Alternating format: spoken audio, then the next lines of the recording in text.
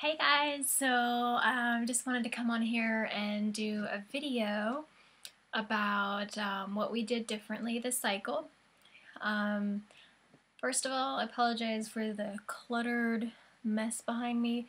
We're in the process of remodeling and everything downstairs has been moved upstairs, including my kitchen.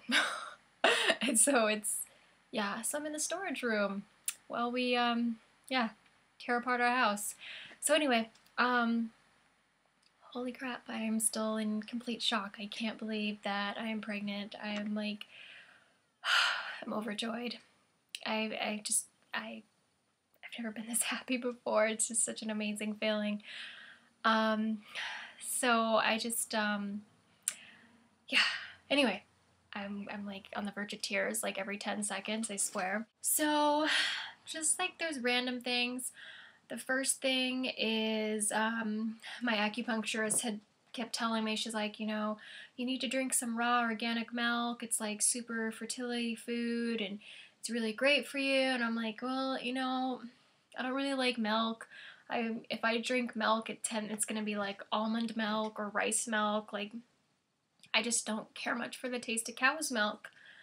I love cheese though, and I love butter, but just not really a crazy milk person. But I was like, you know what the heck, I'll do whatever it takes, right? So I went up to this local farm that we have, and I bought some raw organic milk, and I also had my husband drink it because it's supposed to be really good for the sperm. Like the fat in there or something, I don't know. It's really good. So I had been drinking the raw organic milk, my husband had as well, and it actually was not that bad tasting at all, considering I don't care for milk. I did put a little bit of maple syrup in it though, and that made it really yummy. Okay, so that's one little thing I did differently. The next thing I tried, and I hadn't done this before, I used pre-seed, and I'm sure most of you TTCers are well aware of pre-seed. It's sperm-friendly lubricant. You actually have like a little, let's see if I have one, little injector that you inject the lubricant way up inside your vagina before you have sex. Oh, this whole video is probably going to be TMI. I guess I don't have any more. We used them all. So every time before we had sex, I would put some pre-seed inside, and it's supposed to be good for keeping the sperm like alive, I think, especially if you don't make a lot of EWCM yourself. And I was on Clomid, so when I heard that when you're on Clomid, a lot of times you won't make as much EWCM, and I don't think I was, so that just, you know, maybe that helped the little sperm swim. I don't know, but we used it every time. The other thing that I did differently this cycle was I bought a little Diva Cup. So I got this at Amazon, or on Amazon.com, and it's a little, you don't have to get that brand, it's a little menstrual cup. Looks like that. I know, it kind of looks scary, but you take it, it was kind of creepy for me at first, I'm not gonna lie.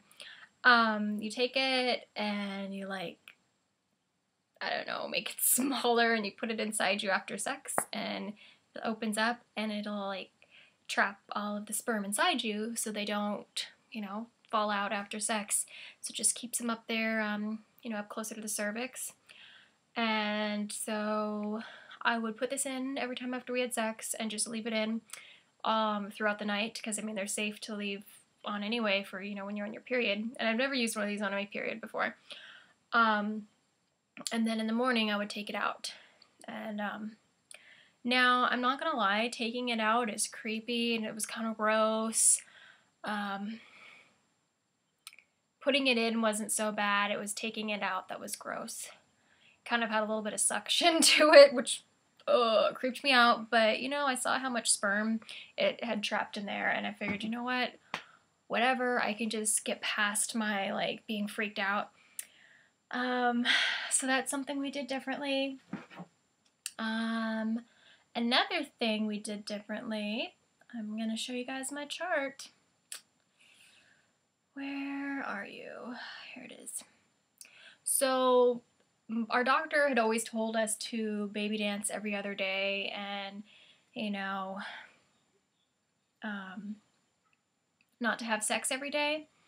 And so, you know, that's what we'd been doing in the past. And this time my husband and I were like, you know what?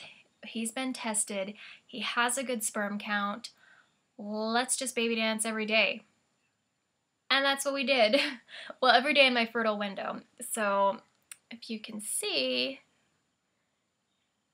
I know it's blurry, but in my fertile window, we just like went at it like crazy people. And it was like 6 days in a row, right in my fertile window, just every day. Every day. And yeah. So that was another thing I did differently. And the way I look at it is I can understand if you have a male factor infertility. I can see maybe not wanting to baby dance every day. But, I mean, if you have a good sperm count, then, I mean, what can it hurt to baby dance every day? I mean, it's just more sperm inside you. I know it might decrease the sperm count, but you're just constantly having them all up in there, so I don't know.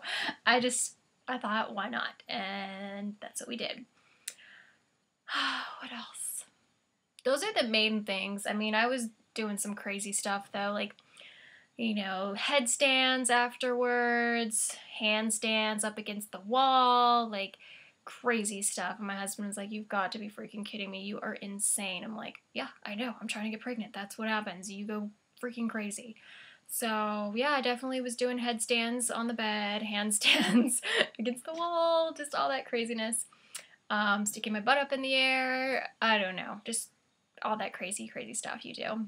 Like, yeah, these sperm better find the freaking egg. Okay, so I did that. Now, last time I tried to eat foods that were supposed to be really good for implantation, and this time, if you're on Facebook, you already know this, walnuts are good for implantation, and I was just like, we had this big bag of just like some bulk nuts and bulk what I thought were walnuts, and I was just mowing down, and my husband's like, well, you know, what are you doing? I'm like, oh, walnuts are good for implantation. It's like, okay, but you're eating pecans. I'm like, you gotta be freaking kidding me. So I ate a whole bunch of pecans. I don't know if that helped, but that's something random I did. I was so upset afterwards. I'm like, you gotta be kidding me. I ate so many and they weren't even walnuts. It wasn't my brightest day. But other than that, oh, how could I forget? The only other thing we did was, or I did, I should say, is I said and thought a lot of positive affirmations. When I was trying to get pregnant, I was thinking like, you know, my body is designed to conceive, and you know,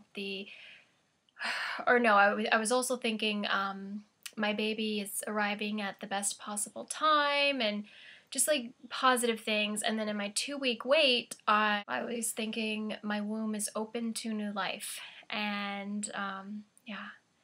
So I don't know. That's pretty much it. That's all I can think of right now that we did different, and we're pregnant. I can't believe it. I wish you all tons and tons and tons and tons and tons of love, tons of baby dust. Don't ever give up. I know it will happen for you. I, was diagnosed with PCOS. I struggled with getting pregnant for over a year. I got really depressed here and there, just about the whole process, and now I'm pregnant, and I'm just so happy. So don't ever get down, or I know it happens that you will get down, but stay positive and know that it will happen for you too. And I don't know. I will talk to you guys soon, and my next video, I'll tell you how I told my husband. Can't wait. All right, bye.